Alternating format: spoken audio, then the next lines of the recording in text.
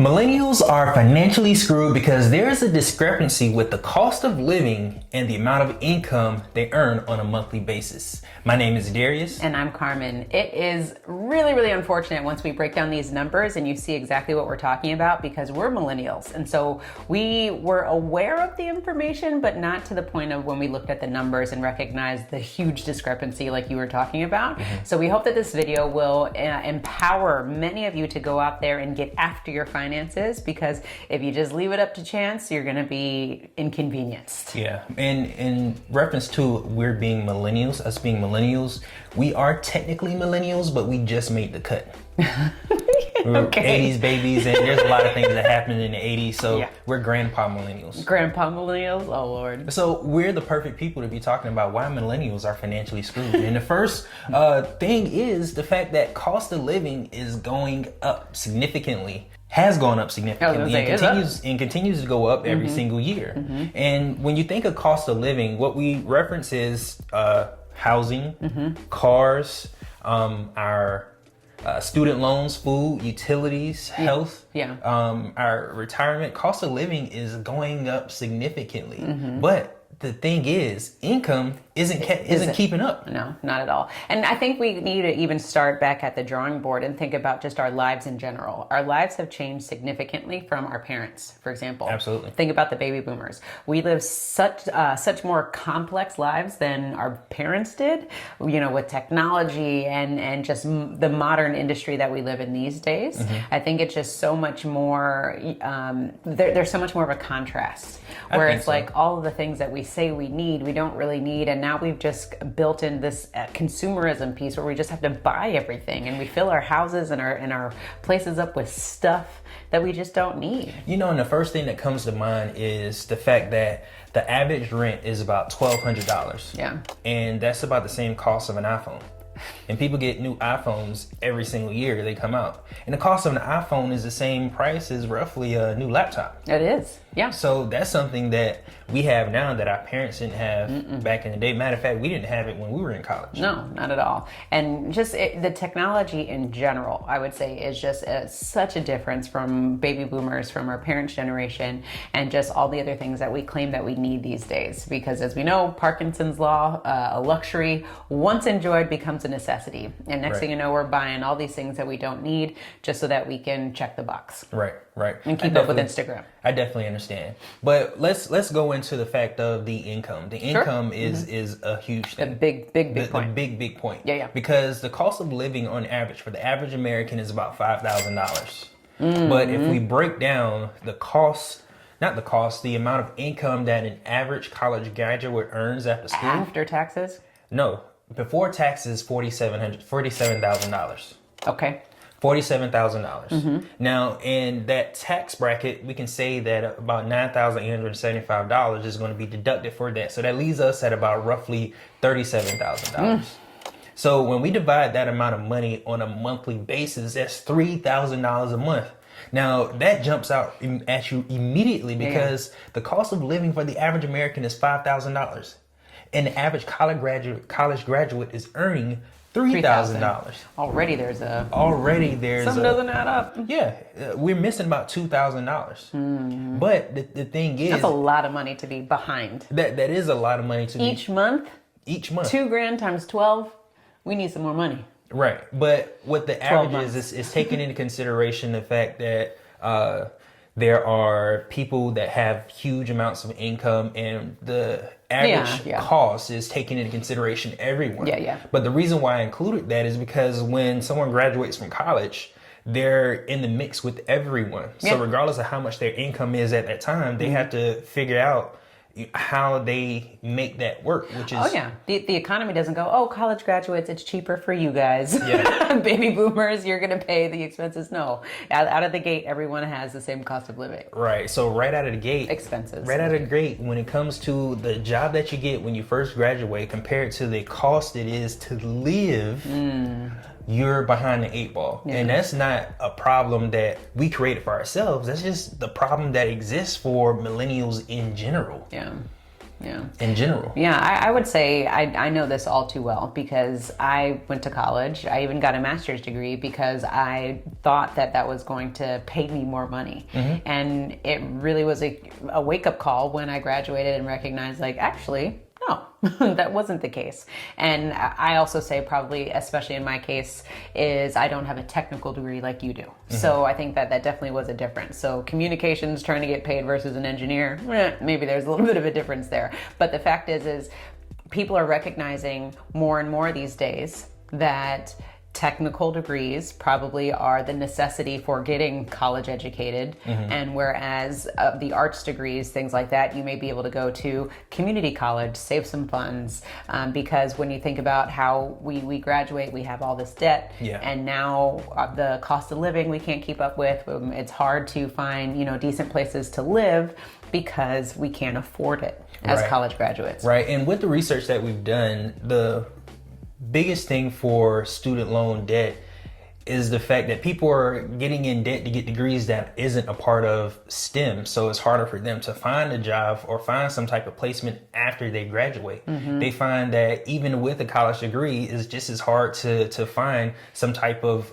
job for them. So more and more people are skipping college or saying that the college loans that they have, the student debt that they have, wasn't even worth it for the for what they have to go through in order to basically survive. Yeah. Because when you think about like investing, right? So on the Wealth Nation channel, we talk about investing all the time and what you should do with your money to create cash flow. And bear with me, people. In the comments, don't blow me up in the comments, all right? Just walk through this with me. What I'm saying is when you invest in yourself, there's usually some sort of return. Yeah. In education, you invest in yourself, there's a return. There's a return. I want to say what I want to say, but I know I'm going to get crazy. You know what I'm trying to say? Yeah, I know exactly what you're trying to say. So the numbers behind it is the fact that the average income for a college graduate is $47,000. When you take into consideration that they're in a 12% tax bracket, you take away $9,875, that leaves them at about, let's say, rounding $37,000. Now, the average debt for a college graduate when they graduate is $37,000. Yeah, that scale. I love our dynamic. It's amazing. Darius explains things with numbers. I explain things with words. So I was not going to say that at all, but the numbers help prove my point. You have a $37,000 basically after-tax job, and you have $37,000 in student loan debt. Yeah, something doesn't add up. So that's what I was saying. When we think about investing in ourselves, we need to position ourselves with a specific investment that is going to yield a return and not put us behind. Right. So we have to think about that when we take things into consideration, because if I understood that, if you understood that, great, you have an engineering degree, so whatever. But even still, you had student loans and we had to figure out how to pay them off. Yeah. Right. Yeah. So, and that took away from the income that you were making. So you already start out of the gate behind because you have this huge bill that you have to pay. And the student loans, they don't go away. No, they don't. So it's something that you need to think about. Whenever we think about investing, you always invest with the purpose of making money, of getting an immediate return, of having some sort of guarantee. There are no guarantees these days when it comes to having a college education. Not throwing shade on a college education, just saying that you need to think about it. We're college educated. We did it. However, I know that I would probably do things a little bit differently for myself because I don't have a technical degree. Right. Now, if we move on to the next point, are you good with the college? Yeah, I think we're good. So if we move on to good? Yeah, I'm good. I'm straight. Oh, I have a question though. What? Now that we have a daughter, what would you do?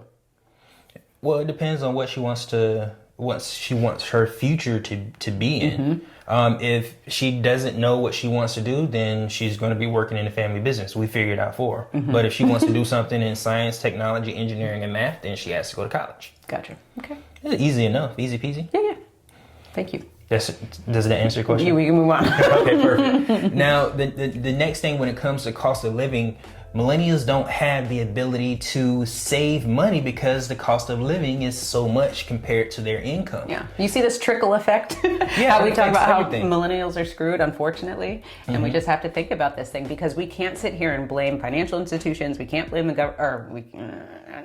I'm not going to go there. But we can blame anybody who we want to blame, but we have to take responsibility and control of our finances and determine what are we going to do and what is the outcome that we want for ourselves. Yeah, and statistically, 58% of millennials have less than $5,000 in savings. I thought it would be much less than that, actually. Well, 37% of those people can't afford to come up with $2,000 in 30 days. And again, that can be a testament to, or we can say that is the reason for that is because of the cost of living and the amount of income that they earn from their college degrees. Absolutely. Yeah. It's just unfortunate that college educated people that this has affected such a large population. Yeah. And with there being so much emphasis on the fact that you need to go to college. Like, yes, you need to go to college, but what is the results? What is the benefit from going to college if the only thing that we see now is how much debt people have coming out of school on top of the cost of living? Yeah. I think the value of being college educated has changed. I totally feel like it's changed even from when we've been out of school, and we've been out of school for 10 years now.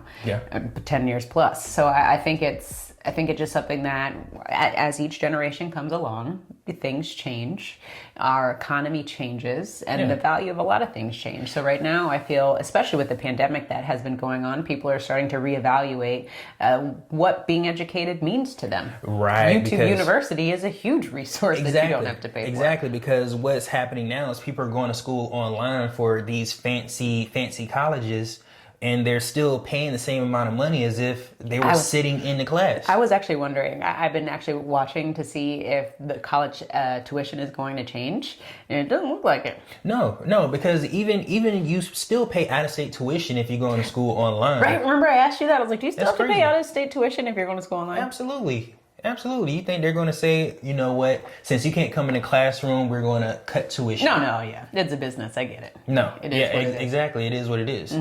But people are starting to realize that maybe this isn't necessarily the best thing for me if I'm not a part of STEM. Yeah. So what's the next point? The next point is, well, we already talked about debt. Yeah. We talked a little bit about savings. The next thing is retirement. Now, when my parents retired, or my grandma retired, she had something called a pension. What? Huh? They have something called Social Security. Excuse me? What was that? And on top of that, they also have, retirement accounts like the 401ks, IRAs, things of that nature. Yeah. But the thing is, when it comes to millennials, we don't have a pension. No. And there's a strong possibility that Social Security isn't going to be the same type that we currently have now, because there's so many people getting Social Security that the funds are just being depleted. There's even conversation that Social Security may not exist by 2032. Yeah, it's a legitimate conversation. And then when it comes to our 401ks, there's only so much money we can put into 401k. 401k isn't meant to be the sole retirement for us, the sole way we retire. Yeah, I think when we think about the word retirement, that's been misconstrued over the years. So going back to, like you said, your grandmother, when we think about retirement accounts and pensions, they were created for that generation, basically, because the point was the employers wanted to have these accounts, these retirement accounts that you could tap into once you retire. However, back in the day, people didn't retire. They worked until their last days because they always were considering themselves productive citizens of the country. And it wasn't until this pension came along where now you're being rewarded for retiring and leaving the job, when really the employers are just trying to phase you out because they want to bring in the new blood to get rid of the retirees, so to speak. And then they realized how much it was costing them to pay for people that wasn't in the workforce. Yeah, but then also they snatched it. They think about the point of the pension too was people weren't living that long. So employers weren't going to have to pay you that long.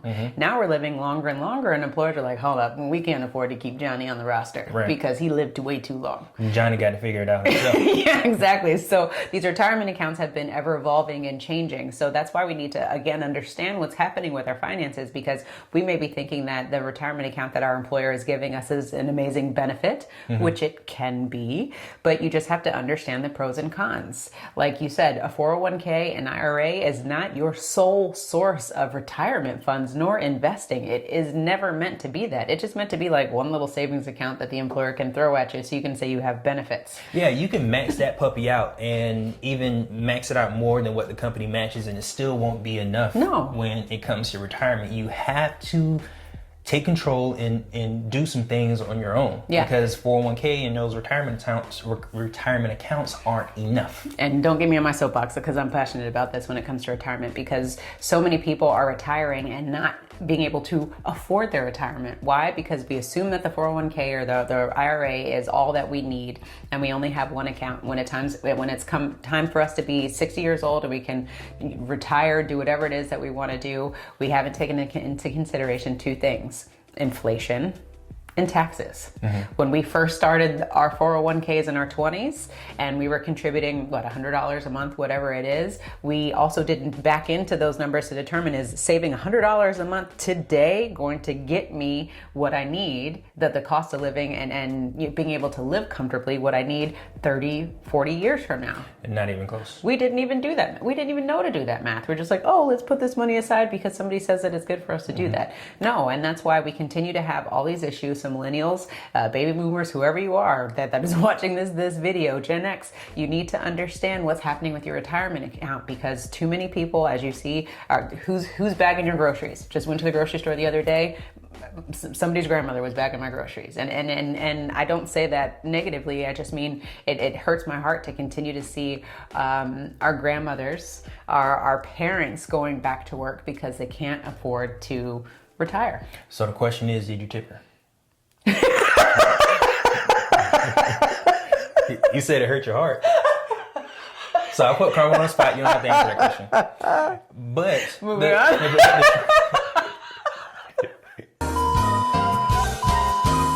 But at the end of the day, when it comes to our retirement, I'm sorry.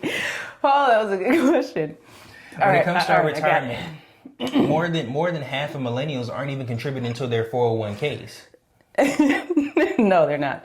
And oh man, that really caught me off guard. Okay, no, they're not contributing to their 401ks. One, because they probably don't know how to, and then two, because people are starting to become woke. Do they even have enough money left over after their expenses to contribute to their 401ks? No, because think about it. I know I was like, maybe I can put $50 in this thing because I need that $50 to be able to pay for my living. Yeah, when we think about everything that we have, we mentioned early, houses, cars, utilities, taxes, people have less than $250 left over to put gas in their car, to go to Starbucks, to buy a gift for grandma to get her flowers because she's working at the grocery store. There's not enough money to go around. So what's happening is people are passing over their 401ks and their retirement obligations. Yeah, and then what happens? So not only are you not even doing anything, now you have to make up that time, that lost time, when you get older and older and older, to figure out, okay, I didn't save in my 20s, I didn't save in my 30s, now I got 20 more years to figure this out. Right, so when we're in our 60s and 70s, what's the world gonna look like? Oh my gosh, I don't even know. But I just know we're doing the work now to make sure that we're covered in the future. Right. And you know what? I realized that I didn't finish my point about the retirement piece of things. So I just want to kind of shift gears a little bit. So like I was talking about, our parents, our grandparents can afford to retire. And the thing when we think about retirement back in the day when pensions were offered is retirements was an account that we could save money in. And then once we retire, we can deplete. Whereas, and it's the same thing. It's called the nest egg. And we typically say that the nest egg is shooting yourself in the foot, because if you save, and have this nest egg, and then when it comes time for you to retire, all you're doing is depleting the nest egg and you're not replenishing it with anything, that's where you get in trouble. And that's why the stipulation or the stigma of retirement for us is misconstrued, because when you are saving for retirement, you need to create cash flow and not a nest egg. Cash flow meaning you have money continuing to work for you, mailbox money, whatever it is that you've set up for yourself, as opposed to having this nest egg that you're depleting and you're not replenishing. That's why so many people can't afford to retire these days, because they recognize, like, I don't have cash flow. I don't have money that's coming in every single month. Right. Now, switching gears a little bit, we kind of played the blame game, the woe is me type thing, where we don't have enough income coming in compared to the cost of living. But one thing that's contributing to this, which is within our control, is our complex way of living. Yeah. What I mean is our complex lifestyle. And basically what that is we don't have a lot of credit card debt. Millennials, thank goodness, doesn't have a lot of credit card debt. But in the place of credit cards, what we have now is this Affirm. What we have now is PayPal, where you can break up the payments. Yeah, you can break up the payments, where you can have what you want now and pay for it later.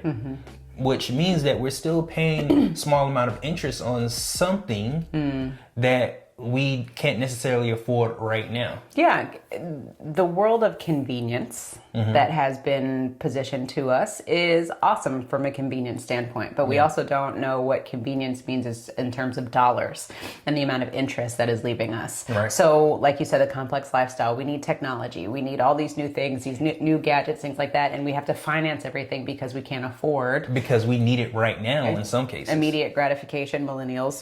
We were stuck with that immediate gratification. I'm still trying to curb it to this day, right? And the fact that we got to look like something. Right. You know, the Instagram generation, the social media generation, where everyone has something going on and is flaunting and flexing online. Now that's influencing us, because now we need all these things. Yeah. And now what happens? We use Affirm, we use PayPal, we break up the payments. We and use next thing you know, next thing you know, we're still paying on things next year, the year after that, for something that we bought today. Yeah, and I was also reading an article on this. In the next 5 to 10 years, Affirm and Afterpay are looking to increase their revenue by 10 to 15 times what it is now. Oh man, well, because they can. They're synced up with every merchant that's online. Every time we go to pay for something, they're right there. Break up your payments, and it's very convenient, especially for those of us who might not be able to pay these things outright. But is it convenient? Because since you can pay for everything online, let's say we're going to Amazon or something, and we're going to get groceries from Whole Foods. If we're making payments on our groceries from last week and we go and get more groceries,